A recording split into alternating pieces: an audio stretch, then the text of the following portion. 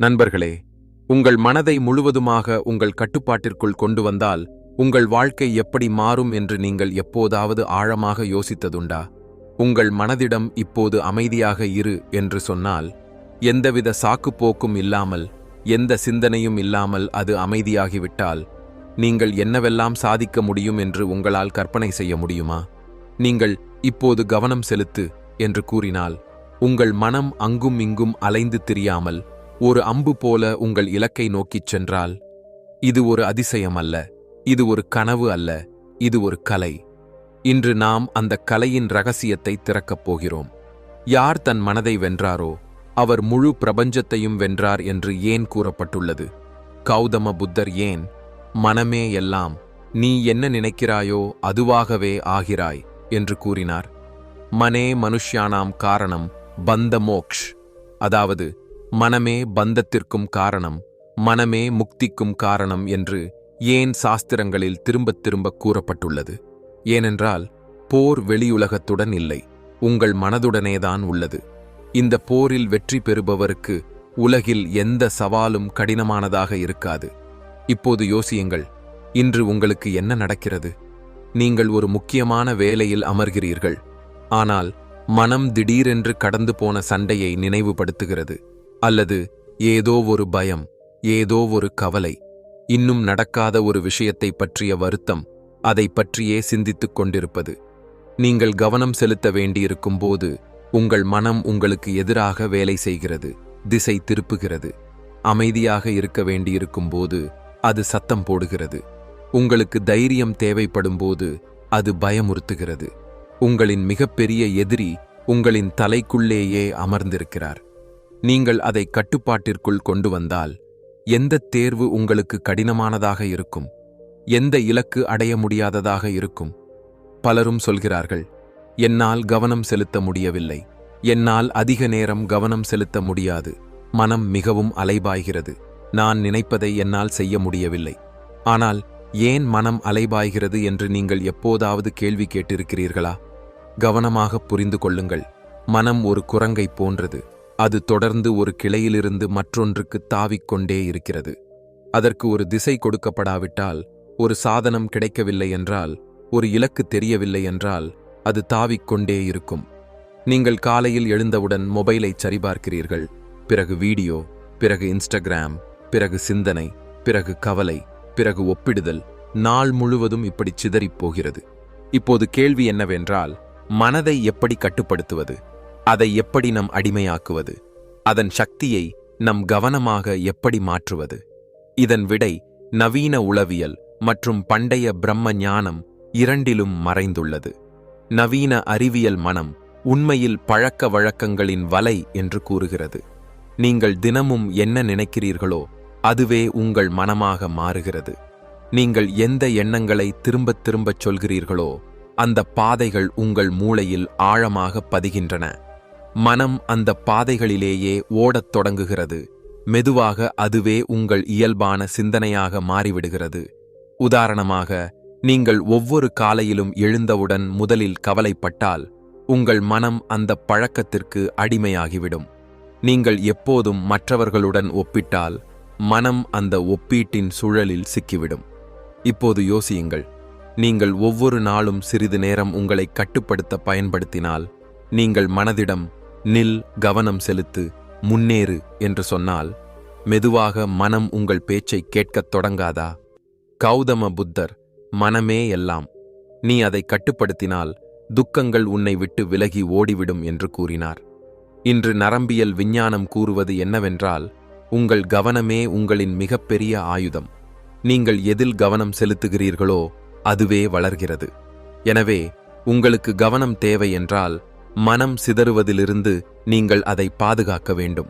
உங்கள் இலக்கில் உங்கள் கவனம் நிலைத்திருக்க வேண்டுமென்றால் நீங்கள் உங்கள் மனதை பழக்கப்படுத்த வேண்டும். ஒரு குழந்தை ஆரம்பத்தில் பிடிவாதம் பிடித்தாலும் மெதுவாக புரிந்து கொள்வது போல. நினைவில் கொள்ளுங்கள், மனம் ஒரு கருவி, எஜமானன் அல்ல. நீங்கள் எஜமானராகும் வரை மனம் உங்களை சுரண்டிக்கொண்டே இருக்கும். கவனம் தேவை என்றால், உன்னிப்பு தேவை என்றால், வெற்றி தேவை என்றால், முதலில் மனதை கட்டுப்படுத்துவது அவசியம் என்பதை புரிந்து கொள்ளவே நாம் இந்த வீடியோவை தொடங்க வந்திருக்கிறோம். இதை செய்வது ஒரு ரகசியமும் அல்ல, சாத்தியமற்ற வேலையும் அல்ல. நீங்கள் ஒவ்வொரு நாளும் கொஞ்சம் கொஞ்சமாக, ஒவ்வொரு கணமும் இன்னும் விழிப்புடன் இருக்கத் தொடங்க வேண்டும். நீங்கள் உங்கள் மனதின் மீது கட்டுப்பாட்டை பெறத் தொடங்கும்போது, உங்கள் கவனம், உங்கள் சிந்தனை மற்றும் உங்கள் வாழ்க்கை ஆகிய மூன்றும் ஒரு புதிய திசையில் திரும்புகின்றன. இதுவே ஆரம்பம். அடுத்த பகுதியில் மனதை கட்டுப்பாட்டில் வைத்திருக்கவும், அதை ஒழுங்குபடுத்தவும், உங்கள் இலக்கை நோக்கி விரைவாக முன்னேறவும் உதவும் 5 அற்புதமான மற்றும் துல்லியமான முறைகளைப் பற்றி விரிவாகத் தெரிந்து கொள்வோம். இந்த வீடியோவை இங்கேயே விட்டுவிடாதீர்கள், ஏனென்றால் அடுத்து வரவிருக்கும் பகுதிதான் உண்மையான மாற்றத்திற்கான கதவு. மனம் என்னுடையது என்றால் அது ஏன் என் பேச்சைக் கேட்பதில்லை? நான் படிக்க விரும்பும்போது ஏன் இந்த மனம்தான் என்னை மீண்டும் மீண்டும் மொபைலை நோக்கி இழுக்கிறது? நான் ஏதாவது கற்க விரும்பும்போது ஏன் இது கடந்த கால விஷயங்களை திரும்பத் திரும்பச் சொல்கிறது? நான் என்னை மாற்றிக்கொள்ள விரும்பும்போது ஏன் இந்த மனமே விடு, உன்னால் முடியாது என்று சொல்கிறது? இது உண்மையிலேயே என் மனமா, அல்லது நான் தான் இந்த மனதின் அடிமையாகிவிட்டேனா? யார் மனதை வென்றாரோ அவர் உலகத்தை வென்றார். இது வெறும் ஸ்லோகம் அல்ல, இது ஒரு எச்சரிக்கை. ஏனென்றால் நீங்கள் உங்கள் மனதை வெல்லவில்லை என்றால் இந்த மனம் உங்களை ஒவ்வொரு நாளும் ஒவ்வொரு அடியிலும் தோற்கடித்துக் கொண்டே இருக்கும். இந்த மனதை வென்றவர்களுக்கு எந்த இலக்கும் சாத்தியமற்றதாக இருக்காது. இப்போது கவனமாக கேளுங்கள், ஏனென்றால் நீங்கள் அடுத்து தெரிந்து கொள்ளப் போவது வெறும் அறிவு அல்ல, இது உங்கள் வாழ்க்கையின் திசையை மாற்றும். மனம் ஒரு குரங்கை போன்றது, எல்லா நேரமும் குதிக்கிறது. சில சமயம் எதிர்காலத்தில், சில சமயம் கடந்த காலத்தில், சில சமயம் கவலை, சில சமயம் குழப்பம், சில சமயம் பேராசை, சில சமயம் பயம். ஆனால் இந்த குரங்கை கட்டுப்படுத்த நீங்கள் கற்றுக்கொண்டீர்களா? நாம் ஓடுகிறோம், சோர்வடைகிறோம், உடைகிறோம், ஆனால் வெற்றி பெறுவதில்லை. ஏன்? ஏனென்றால் நம் மிகப்பெரிய போரில் நாம் நம்மிடமே தோற்கிறோம். நீங்கள் நான் காலை 5 மணிக்கு எழுவேன் என்று சொன்னால் உங்கள் மனம் இன்னும் கொஞ்சம் தூங்கு, நீ சோர்வடைந்து விட்டாய் என்று சொல்கிறது. நீங்கள் இப்போது நான் எனது கவனம் படிப்பிலோ அல்லது வேலையிலோ செலுத்துவேன் என்று சொன்னால் உங்கள் மனம் முதலில் கொஞ்சம் இன்ஸ்டாகிராம் பார், பிறகு என்று சொன்னால் உங்கள் மனம் முதலில் கொஞ்சம் இன்ஸ்டாகிராம் பார், பிறகு என்று சொன்னால் உங்கள் மனம் முதலில் கொஞ்சம் இன்ஸ்டாகிராம் பார், பிறகு என்று சொன்னால் உங்கள் மனம் முதலில் கொஞ்சம் இன்ஸ்டாகிராம் பார், பிறகு என்று சொன்னால் உங்கள் மனம் முதலில் கொஞ்சம் இன்ஸ்டாகிராம் பார், பிறகு என்று சொன்னால் உங்கள் மனம் முதலில் கொஞ்சம் இன்ஸ்டாகிராம் பார், பிறகு என்று சொன்னால் உங்கள் மனம் முதலில் கொஞ்சம் இன்ஸ்டாகிராம் பார், பிறகு என்று சொன்னால் உங்கள் மனம் முதலில் கொஞ்சம் இன்ஸ்டாகிராம் பார், பிறகு என்று சொன்னால் உங்கள் மனம் முதலில் கொஞ்சம் இன்ஸ்டாகிராம் பார், பிறகு என்று சொன்னால் உங்கள் மனம் முதலில் கொஞ்சம் இன்ஸ்டாகிராம் பார், பிறகு என்று சொன்னால் உங்கள் மனம் முதலில் கொஞ்சம் இன்ஸ்டாகிராம் பார், பிறகு என்று சொன்னால் உங்கள் மனம் முதலில் கொஞ்சம் இன்ஸ்டாகிராம் பார், பிறகு என்று சொன்னால் உங்கள் மனம் முதலில் கொஞ்சம் இன்ஸ்டாகிராம் பார், பிறகு என்று சொன்னால் உங்கள் மனம் முதலில் கொஞ்சம் இன்ஸ்டாகிராம் பார், பிறகு என்று சொன்னால் உங்கள் மனம் முதலில் கொஞ்சம் இன்ஸ்டாகிராம் பார், பிறகு என்று சொன்னால் உங்கள் மனம் முதலில் கொஞ்சம் இன்ஸ்டாகிராம் பார், பிறகு என்று சொன்னால் உங்கள் மனம் முதலில் கொஞ்சம் இன்ஸ்டாகிராம் பார், பிறகு என்று சொன்னால் உங்கள் மனம் முதலில் கொஞ்சம் இன்ஸ்டாகிராம் பார், பிறகு என்று சொன்னால் உங்கள் மனம் முதலில் கொஞ்சம் இன்ஸ்டாகிராம் பார், பிறகு என்று சொன்னால் உங்கள் மனம் முதலில் கொஞ்சம் இன்ஸ்டாகிராம் பார், பிறகு என்று சொன்னால் உங்கள் மனம் முதலில் கொஞ்சம் இன்ஸ்டாகிராம் பார், அப்பிறகு என்று சொன்னால் உங்கள் மனம் முதலில் கொஞ்சம் இன்ஸ்டாகிராம் பார், அப்பிறகு என்று சொன்னால் உங்கள் மனம் முதலில் கொஞ்சம் இன்ஸ்டாகிராம் பார், பிறகு என்று சொன்னால் உங்கள் மனம் முதலில் கொஞ்சம் இன்ஸ்டாகிராம் பார், பிறகு என்று சொன்னால் உங்கள் மனம் முதலில் கொஞ்சம் இன்ஸ்டாகிராம் பார், பிறகு என்று சொன்னால் உங்கள் மனம் முதலில் கொஞ்சம் இன்ஸ்டாகிராம் பார், பிறகு என்று சொன்னால் உங்கள் மனம் முதலில் கொஞ்சம் இன்ஸ்டாகிராம் பார், பிறகு என்று சொன்னால் உங்கள் மனம் முதலில் கொஞ்சம் இன்ஸ்டாகிராம் பார், பிறகு என்று சொன்னால் உங்கள் மனம் முதலில் கொஞ்சம் இன்ஸ்டாகிராம் பார், பிறகு என்று சொன்னால் உங்கள் மனம் முதலில் கொஞ்சம் இன்ஸ்டாகிராம் பார், பிறகு என்று சொன்னால் உங்கள் மனம் முதலில் கொஞ்சம் இன்ஸ்டாகிராம் பார், பிறகு என்று சொன்னால் உங்கள் மனம் முதலில் கொஞ்சம் இன்ஸ்டாகிராம் பார், பிறகு என்று சொன்னால் உங்கள் மனம் முதலில் கொஞ்சம் இன்ஸ்டாகிராம் பார், பிறகு என்று சொன்னால் உங்கள் மனம் முதலில் கொஞ்சம் இன்ஸ்டாகிராம் பார், பிறகு என்று சொன்னால் உங்கள் மனம் முதலில் கொஞ்சம் இன்ஸ்டாகிராம் பார், பிறகு என்று சொன்னால் உங்கள் மனம் முதலில் கொஞ்சம் இன்ஸ்டாகிராம் பார், பிறகு என்று சொன்னால் உங்கள் மனம் முதலில் கொஞ்சம் இன்ஸ்டாகிராம் பார், பிறகு என்று சொன்னால் உங்கள் மனம் முதலில் கொஞ்சம் இன்ஸ்டாகிராம் பார், பிறகு என்று சொன்னால் உங்கள் மனம் முதலில் கொஞ்சம் இன்ஸ்டாகிராம் பார், அப்பிறகு என்று சொன்னால் உங்கள் மனம் முதலில் கொஞ்சம் இன்ஸ்டாகிராம் பார், அப்பிறகு என்று சொன்னால் உங்கள் மனம் முதலில் கொஞ்சம் இன்ஸ்டாகிராம் பார், பிறகு என்று சொன்னால் உங்கள் மனம் முதலில் கொஞ்சம் இன்ஸ்டாகிராம் பார், பிறகு என்று சொன்னால் உங்கள் மனம் முதலில் கொஞ்சம் இன்ஸ்டாகிராம் பார், பிறகு என்று சொன்னால் உங்கள் மனம் முதலில் கொஞ்சம் இன்ஸ்டாகிராம் பார், பிறகு என்று சொன்னால் உங்கள் மனம் முதலில் கொஞ்சம் இன்ஸ்டாகிராம் பார், பிறகு என்று சொன்னால் உங்கள் மனம் முதலில் கொஞ்சம் இன்ஸ்டாகிராம் பார், பிறகு அப்படின்னு சொன்னால் உங்கள் மனம் முதலில் கொஞ்சம் இன்ஸ்டாகிராம் பார், பிறகு என்று சொன்னால் உங்கள் மனம் முதலில் கொஞ்சம் இன்ஸ்டாகிராம் பார், பிறகு என்று சொன்னால் உங்கள் மனம் முதலில் கொஞ்சம் இன்ஸ்டாகிராம் பார், பிறகு என்று சொன்னால் உங்கள் மனம் முதலில் கொஞ்சம் இன்ஸ்டாகிராம் பார், அப்பிறகு என்று சொன்னால் உங்கள் மனம் முதலில் கொஞ்சம் இன்ஸ்டாகிராம் பார், பிறகு என்று சொன்னால் உங்கள் மனம் முதலில் கொஞ்சம் இன்ஸ்டாகிராம் பார், பிறகு என்று சொன்னால் உங்கள் மனம் முதலில் கொஞ்சம் இன்ஸ்டாகிராம் பார், பிறகு என்று சொன்னால் உங்கள் மனம் முதலில் கொஞ்சம் இன்ஸ்டாகிராம் பார், பிறகு என்று சொன்னால் உங்கள் மனம் முதலில் கொஞ்சம் இன்ஸ்டாகிராம் பார், பிறகு என்று சொன்னால் உங்கள் மனம் முதலில் கொஞ்சம் இன்ஸ்டாகிராம் பார், பிறகு என்று சொன்னால் உங்கள் மனம் முதலில் கொஞ்சம் இன்ஸ்டாகிராம் பார், அப்பிறகு என்று சொன்னால் உங்கள் மனம் முதலில் கொஞ்சம் இன்ஸ்டாகிராம் பார், அப்பிறகு என்று சொன்னால் உங்கள் மனம் முதலில் கொஞ்சம் இன்ஸ்டாகிராம் பார், பிறகு என்று சொன்னால் உங்கள் மனம் முதலில் கொஞ்சம் இன்ஸ்டாகிராம் பார், பிறகு என்று சொன்னால் உங்கள் மனம் முதலில் கொஞ்சம் இன்ஸ்டாகிராம் பார், பிறகு என்று சொன்னால் உங்கள் மனம் முதலில் கொஞ்சம் இன்ஸ்டாகிராம் பார், பிறகு என்று சொன்னால் உங்கள் மனம் முதலில் கொஞ்சம் இன்ஸ்டாகிராம் பார், பிறகு என்று சொன்னால் உங்கள் மனம் முதலில் கொஞ்சம் இன்ஸ்டாகிராம் பார், பிறகு அப்படின்னு சொன்னால் உங்கள் மனம் முதலில் கொஞ்சம் இன்ஸ்டாகிராம் பார், பிறகு என்று சொன்னால் உங்கள் மனம் முதலில் கொஞ்சம் இன்ஸ்டாகிராம் பார், பிறகு என்று சொன்னால் உங்கள் மனம் முதலில் கொஞ்சம் இன்ஸ்டாகிராம் பார், பிறகு என்று சொன்னால் உங்கள் மனம் முதலில் கொஞ்சம் இன்ஸ்டாகிராம் பார், பிறகு என்று சொன்னால் உங்கள் மனம் முதலில் கொஞ்சம் இன்ஸ்டாகிராம் பார், பிறகு என்று சொன்னால் உங்கள் மனம் முதலில் கொஞ்சம் இன்ஸ்டாகிராம் பார், பிறகு என்று சொன்னால் உங்கள் மனம் முதலில் கொஞ்சம் இன்ஸ்டாகிராம் பார், பிறகு என்று சொன்னால் உங்கள் மனம் ஆரம்பிக்கலாம் என்று சொல்கிறது.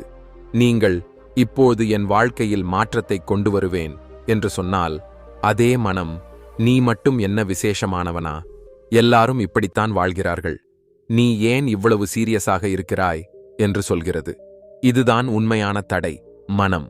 கௌதம புத்தர் மனமே எல்லாம், நீ என்ன நினைக்கிறாயோ அதுவாகவே ஆகிறாய் என்று கூறினார். இப்போது சற்று நின்று யோசியுங்கள். நீங்கள் உங்கள் மனதின் எஜமானராகிவிட்டால் எப்போது சிந்திக்க வேண்டும், எப்போது சிந்திக்கக்கூடாது, எப்போது கவனம் செலுத்த வேண்டும், எப்போது அமைதியாக இருக்க வேண்டும் என்று நீங்களே தீர்மானிக்க முடிந்தால் நீங்கள் ஒரு புதிய வாழ்க்கையை உருவாக்க முடியாதா? இப்போது விஞ்ஞானிகளும் இதையேதான் சொல்கிறார்கள். ஒவ்வொரு நாளும் நம் மூளையில் சுமார் 60,000 எண்ணங்கள் வருகின்றன. அவற்றில் 90% நாம் நேற்று சிந்தித்தவைதான். அதாவது நாம் ஒவ்வொரு நாளும் அதே பழைய வடிவத்தை திரும்பத் திரும்பச் செய்கிறோம். ஆனாலும் ஏதோ புதிதாக நடக்கும் என்று எதிர்பார்க்கிறோம். ஆனால் மனம் புதியதாக இருந்தால் மட்டுமே புதியது நடக்கும். அது உங்கள் எஜமானன் அல்ல. உங்கள் அணுகத் தொண்டனாக மாறும்போதுதான் மனம் புதியதாக மாறும்.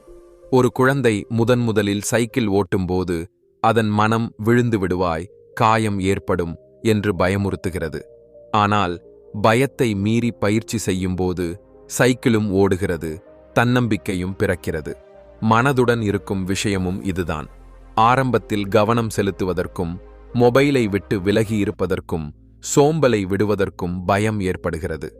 ஆனால் நீங்கள் ஒருமுறை இந்த மனதுடன் மோதாமல் அதை தெளிவுபடுத்தி வெல்லத் தொடங்கினால் அதுவே உங்கள் மிகப்பெரிய துணையாக மாறிவிடுகிறது. மனதை கட்டுப்படுத்துவது எளிதானது அல்ல, ஆனால் சாத்தியமற்றதும் அல்ல. இதற்கு தேவைப்படுவது ஒரே ஒரு விஷயம்தான், விழிப்புணர்வுள்ள பயிற்சி.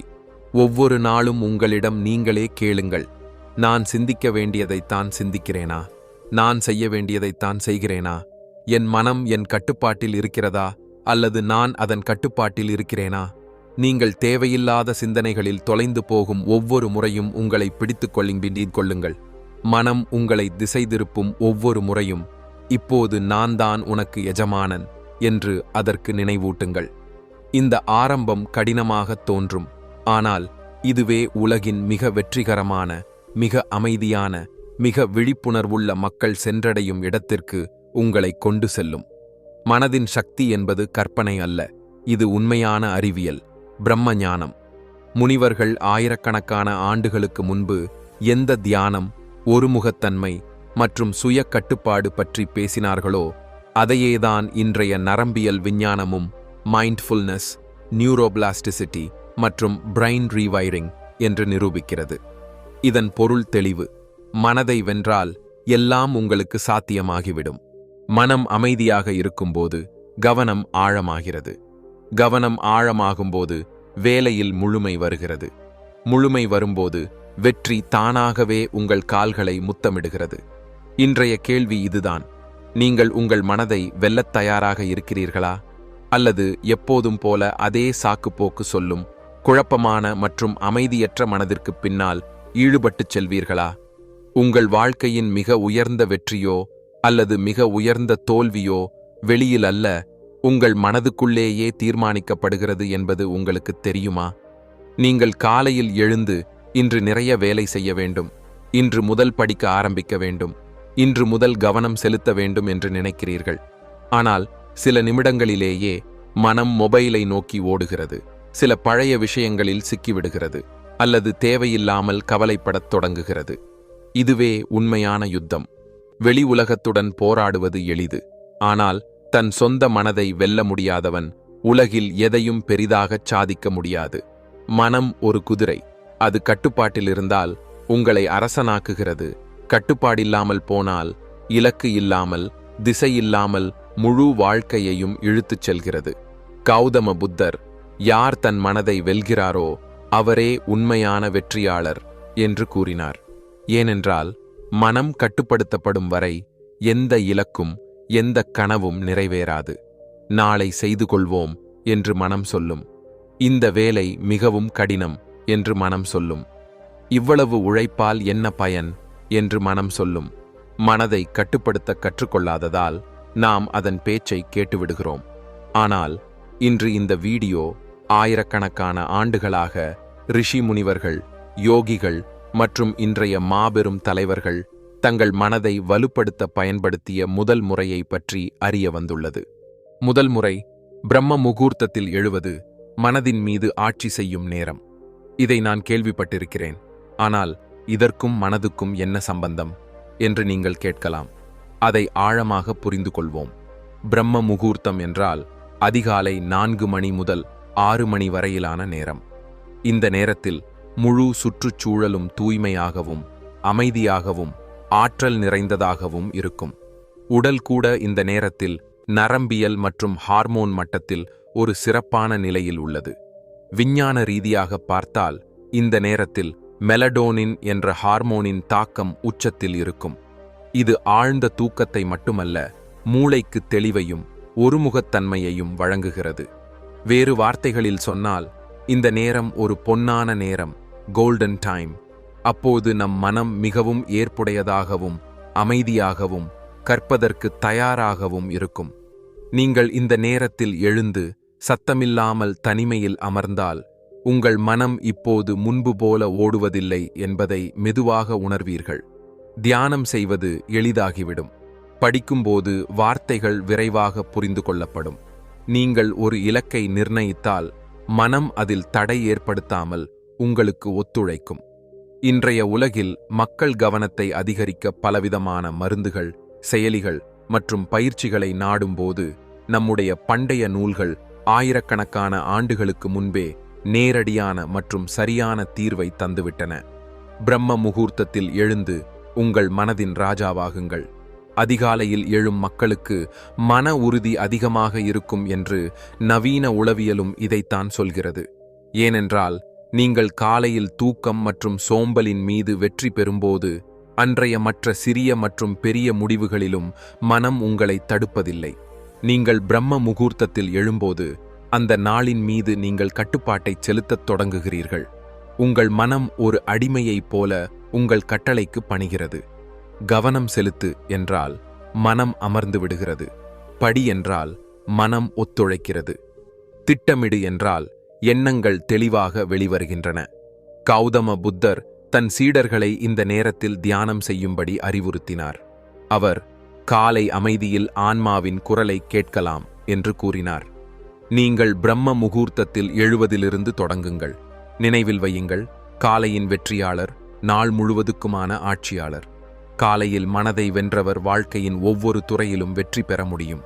2வது முறை பிராணசக்தி சாதனா. மூச்சின் மூலம் மனதின் மீது கட்டுப்பாடு. நம் சுவாசமும் நம் மனமும் ஆழமாக ஒன்றோடொன்று இணைக்கப்பட்டுள்ளன. யாரொருவர் தன் சுவாசத்தின் மீது கட்டுப்பாடு பெறுகிறாரோ அவர் தன் மனதின் மீதும் கட்டுப்பாடு பெற முடியும். இன்றைய பரபரப்பான உலகில் நம் மனம் ஒரே நேரத்தில் பல திசைகளில் ஓடுகிறது. இப்படிப்பட்ட சூழ்நிலையில் கவனம் எப்படி ஏற்படும்? மனதின் மீது கட்டுப்பாடு எப்படி சாத்தியமாகும்? இதன் விடை நம் சுவாசத்திலும் ஒரு சிறப்பு பயிற்சியிலும் மறைந்துள்ளது. அனுலோம விலோம பிராணாயாமம். ஒவ்வொரு காலையிலும் வெறும் 10 நிமிடங்கள் செய்யும் இந்த பயிற்சி உங்கள் நாள் முழுவதையும் மாற்றும்.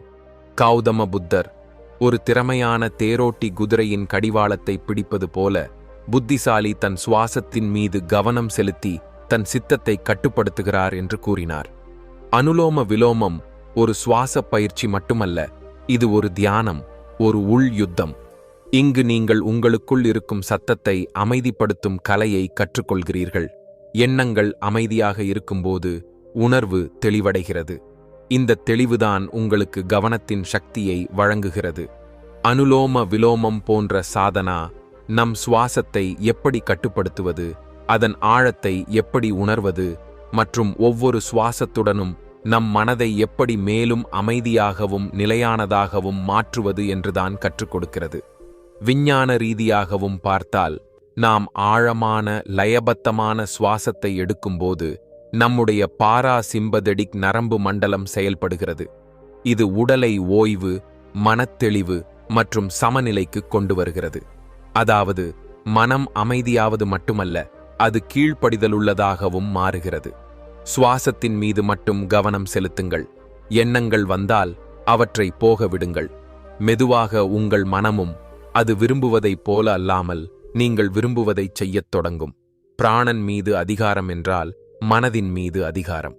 3வது முறை விசார விஷேதன முறை. எண்ணங்களை இடையில் வெட்டிவிடுதல். நாம் எப்போதும் நம் மனதின் அடிமையாகவே இருக்கப் போகிறோமா? பதில் இல்லை. மனதை கட்டுப்படுத்த முடியும்.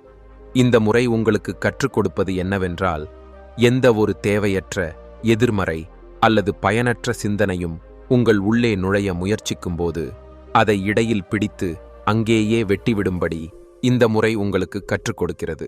இது ஒரு மனத்தடை, ஒரு அலாரம். கவனத்தை சிதறடிக்கும் எந்த எண்ணம் வந்தாலும் நீங்கள் உடனடியாக உங்களுக்குள் சத்தமாக நில் அல்லது வெட்டு என்று சொல்லி அதே நொடியில் உங்கள் உடலை ஏதாவது ஒரு பயனுள்ள செயலில் ஈடுபடுத்த வேண்டும். இந்த செயல் எதுவும் இருக்கலாம். எழுந்து தண்ணீர் குடிப்பது, நடைப்பயிற்சிக்குச் செல்வது, ஒரு புத்தகத்தை திறப்பது அல்லது கண்களை மூடி ஆழமாக சுவாசிப்பது. இது அந்த சிந்தனையின் பிடியிலிருந்து உங்களை வெளியே கொண்டு வருகிறது. நீங்கள் இதை மீண்டும் மீண்டும் செய்தால் மனம் அதற்கு பழகிவிடுகிறது. மனம் எந்த எண்ணத்தில் நிற்க வேண்டும், எதை விட்டுவிட வேண்டும் என்று கற்றுக்கொள்கிறது. நீங்கள் திரும்பத் திரும்ப என்ன கட்டளையிடுகிறீர்களோ அதையே மனம் செய்கிறது. நரம்பியல் விஞ்ஞானம் கூறுவது என்னவென்றால், நீங்கள் ஒரு சிந்தனையை மீண்டும் மீண்டும் சிந்திக்கும்போது உங்கள் மூளையில் அந்த சிந்தனைக்கான ஒரு நரம்பு பாதை உருவாகிறது. நீங்கள் அந்த பாதையை உடைக்க முயற்சிக்கும்போது அந்த பாதை மெதுவாக பலவீனமடையும். அடுத்த முறை எந்த ஒரு பழைய துக்கமோ, பயமோ, வருத்தமோ, ஒப்பீடோ அல்லது பொறாமை எண்ணமோ உங்கள் மனதில் வரும்போது நீங்கள் அதன் அடிமை அல்ல என்பதை நினைவில் கொள்ளுங்கள். வெட்டு, போதும், இனி இல்லை என்று நீங்கள் சொல்லலாம். ஒவ்வொரு முறையும் நீங்கள் உங்கள் சிந்தனையை இடையில் வெட்டும்போது எந்த திசையில் செல்ல வேண்டும் என்று உங்கள் மனதிற்கு பயிற்சி அளிக்கிறீர்கள். இதுவே உண்மையான கவனம். 4வது முறை போத சூன்யதா தியானம், மைண்ட்ஃபுல்னஸ் ஆஃப் எம்ப்டினஸ் மெடிடேஷன். மனதை சூன்யத்தின் மடியில் கொண்டு வருவது. இந்த தொடர்ச்சியான எண்ணங்களின் புயல்தான் கவனச்சிதறல், சோர்வு மற்றும் அமைதியின்மைக்கு உண்மையான காரணம். இந்த மௌனம் சத்தத்தை முடிவுக்கு கொண்டு வரும். இதுவே போத சூன்யதா தியானம். அதாவது உங்கள் எண்ணங்களிலிருந்து தூரத்தை உருவாக்குவது. அவற்றை நிறுத்துவது அல்ல, வெறுமனே அவற்றை போக விடுவது. நீங்கள் தினமும் 15 நிமிடங்கள் உங்களுக்காக கொடுக்க வேண்டும். எந்த முயற்சியும் இல்லாமல் அவை போய்விடுவது போல எண்ணங்களையும் வரவிடுங்கள், பிறகு போக விடுங்கள். சூன்யத்தின் அனுபவம் ஏற்படும்போது புத்தி கூர்மையாகிறது, உடல் அமைதியாகிறது, எல்லாவற்றிற்கும் மேலாக கவனம் மிகவும் கூர்மையாகிறது. கௌதம புத்தர் இதை நிர்வாணத்தின் வாயிலின் முதல் படி என்று அழைத்தார். புத்தர், எங்கு எண்ணங்கள் இல்லையோ அங்கேயே உண்மையான அமைதியும் சக்தியும் உள்ளன என்று கூறினார். மனம் முற்றிலும் மௌனமாக இருக்கும்போது அந்த மௌனமே நமது சக்தியாக மாறுகிறது. நவீன நரம்பியல் விஞ்ஞானமும் இதை நிரூபித்துள்ளது. மனதை சூன்யதா நிலைக்கு கொண்டு வரும்போது மூளையின் டிஃபால்ட் மோட் நெட்வொர்க் அமைதியாகிறது. மூளையின் தெளிவு, முடிவெடுக்கும் திறன் மற்றும் உணர்ச்சி நிலைத்தன்மை அதிகரிக்கிறது.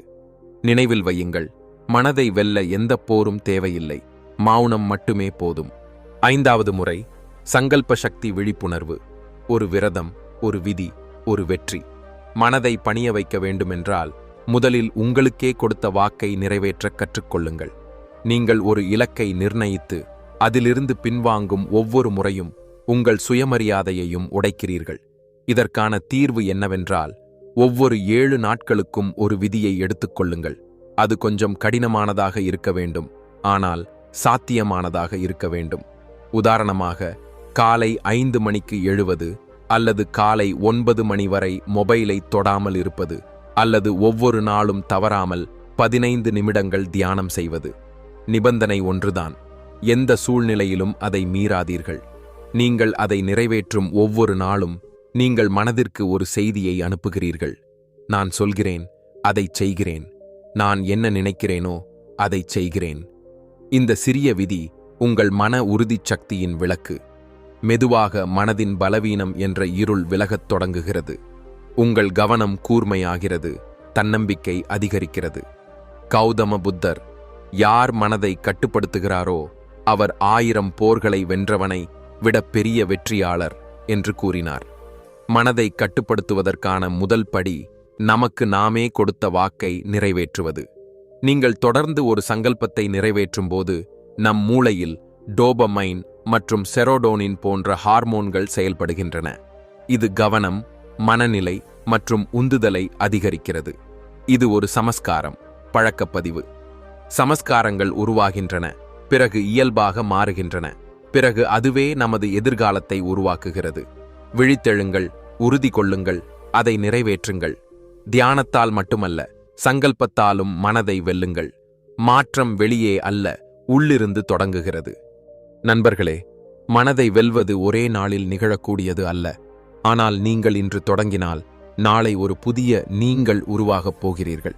ஒவ்வொரு நாளும் சிறிது விழிப்புணர்வுடன், மன உறுதியுடன் நடந்தால் வாழ்க்கை மாறாமல் இருக்க முடியாது. மனம் அமைதியாக இருந்தால் வாழ்க்கை அழகாகிறது. மனம் தெளிவாக இருந்தால் எதுவும் சாத்தியமில்லாதது இல்லை.